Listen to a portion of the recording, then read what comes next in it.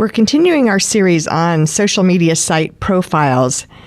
Today we will look at Pinterest, and as you can see here from the age distribution of the social networks, it does have maybe skew a tad bit older. The largest percentage of age range is 25 to 34, but they have a pretty good, healthy chunk of people 35 to 44, 45 to 54, and even some over 55.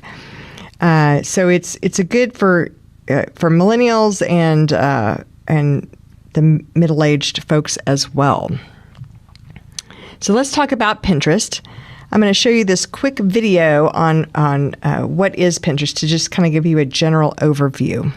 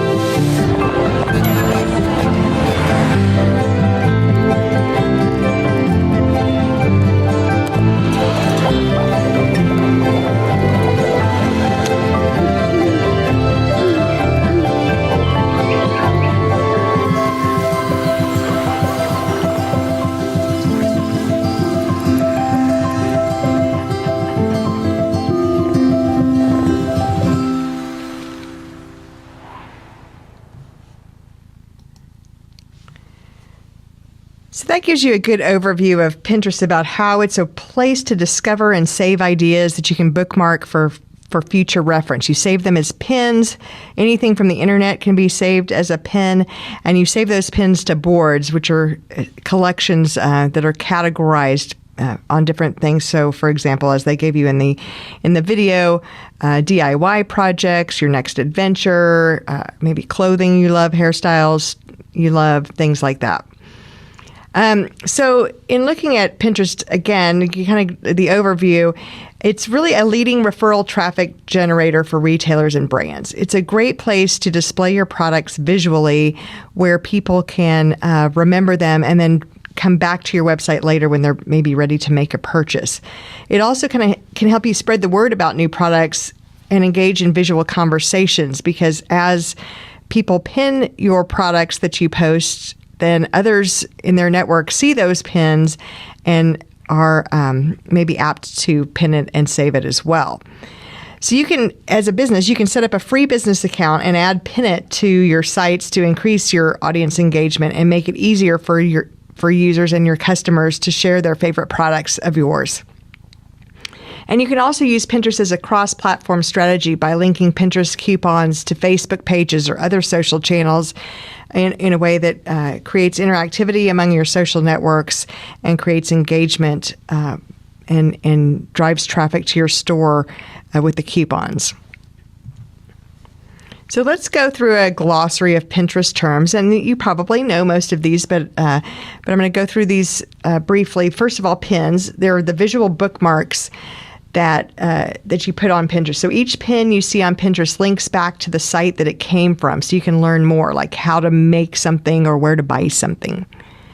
And you save those pins to boards. And boards are where you save and organize those pins. You can make boards for anything and everything you want. Maybe save your recipes to one board and your dream vacation destinations to another, maybe your home improvement projects to yet another. And then topics used to be called interests. They're the feeds of pins about a particular category. So you might follow a topic and you'll see pins that are related to that topic in your home feed. You can always unfollow the topic if it's not working out, or if you've grown out of it or grown tired of it, or if you've moved on to another project, for example. I'm considering redoing my bathroom, so I've been looking at tile and pinning tile ideas. So I've been following topics like that. Once the bathroom is completed, then I can unfollow that topic again. And then promoted pins are pins that businesses pay for so that they'll appear where you're more likely to notice them. So promoted pins that you see will be based on the interest you've already established on Pinterest and the things that you do on Pinterest, or maybe because you visited an advertiser's site or app. And then those promoted pins are placed near the top of your feed because of your activity on Pinterest.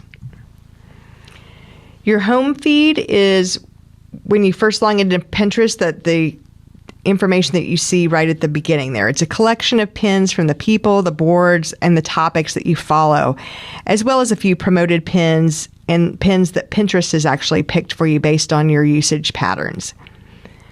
Following is when you follow people or boards to fill up your home feed with the good stuff, with the stuff that you want to see. So if you come across someone who pins things you love, you can follow all their boards, or maybe just the boards that you like the best. Hashtags are used much like they are in other social channels.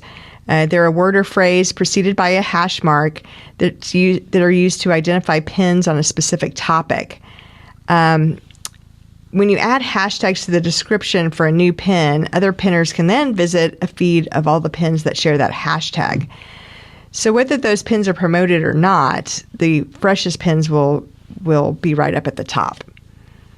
And then you can also find pins with hashtags, so you can discover related content by clicking on a hashtag in a pin description, or by searching for a hashtag, for example, hashtag interior design or hashtag healthy recipes, and then see the pins that are related to that topic.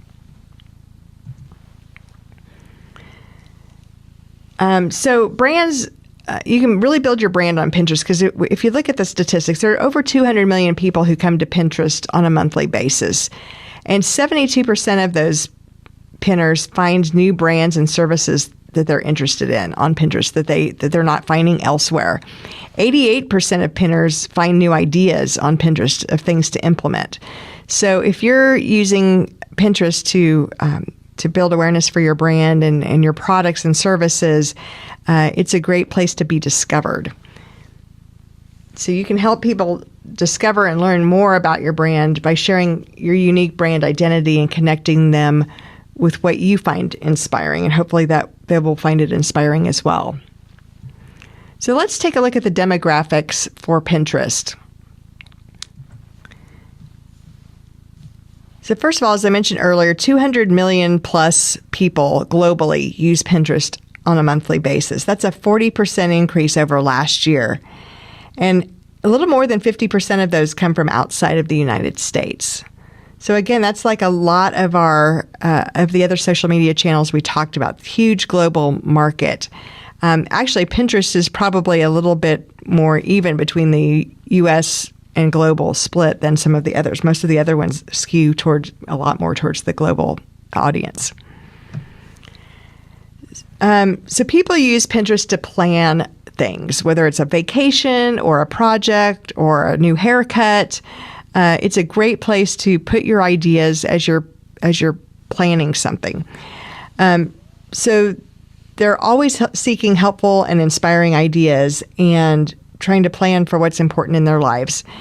80% of the people that use Pinterest to do that type of planning use it on a mobile app. So you keep that in mind as well, the mobile format.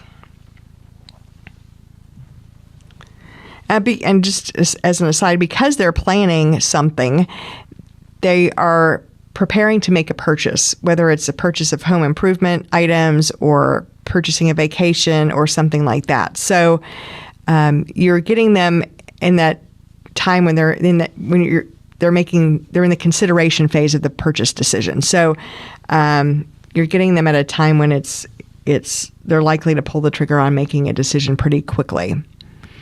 So let's look at Pinterest by the numbers. The total number of Pinterest pins out there is 50 billion plus. It's a staggering number. The total number of recipe pins is 1.7 billion. So it's a good bit of a pretty high percentage of the pins that are out there. There are 1 billion plus Pinterest boards out there, and the total number of ideas shared on Pinterest is now over 100 billion. So now let's take a look at Pinterest demographics by gender. As you might expect, it tends to skew more female than male. 45% of all female U.S. internet users use Pinterest, and 17% of all male U.S. internet users use Pinterest. The last study that Pew Research did actually showed 13% of online men and 42% of online women were on Pinterest. So both demographics have increased, with men actually being the most rapidly growing demographic on the site. In fact, 50% or more of the new signups to Pinterest are men. If you look at just the split of Pinterest users, 70% are women and 30% are men. And 66% of online women in the age range of 25 to 54 are on Pinterest. Now let's look at some of the popular Pinterest categories by gender.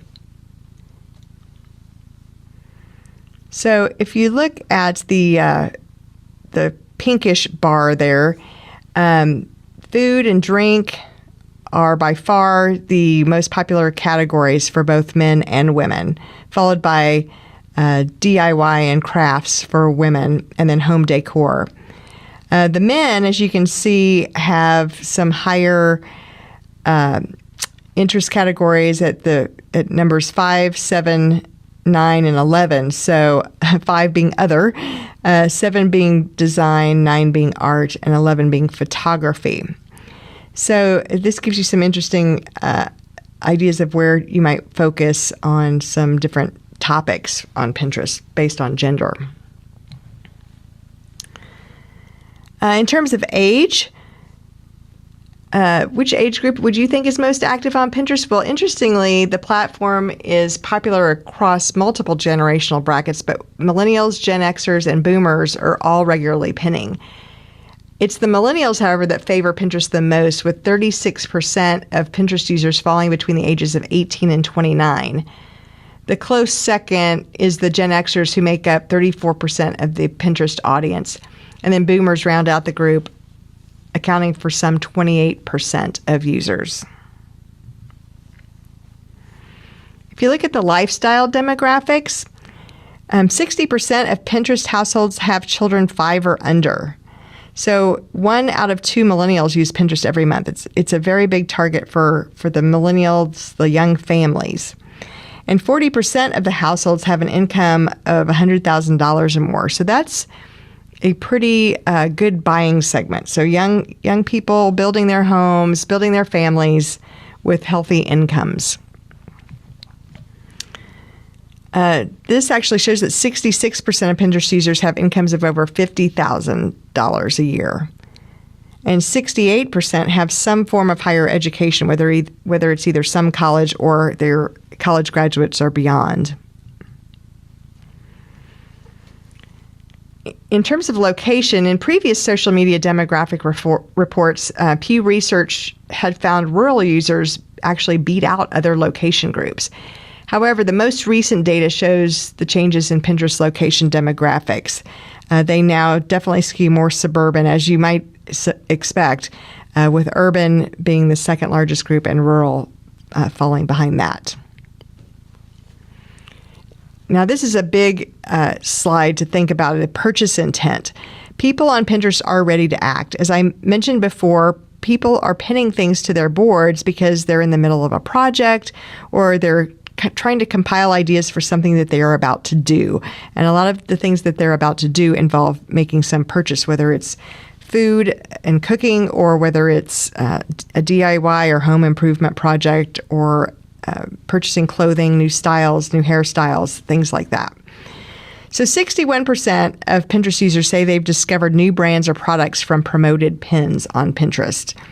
So that might make it worthwhile to spend a little bit of money and pay so your pins rise to the top of people's news feed. 72% say that Pinterest helps them find ideas for everyday life. And 1 out of 2 have made a purchase after seeing a promoted pin. So it's a great opportunity to reach people while they are in that decision phase of buying. In our next video, we'll talk about setting up an account and a business account on Pinterest.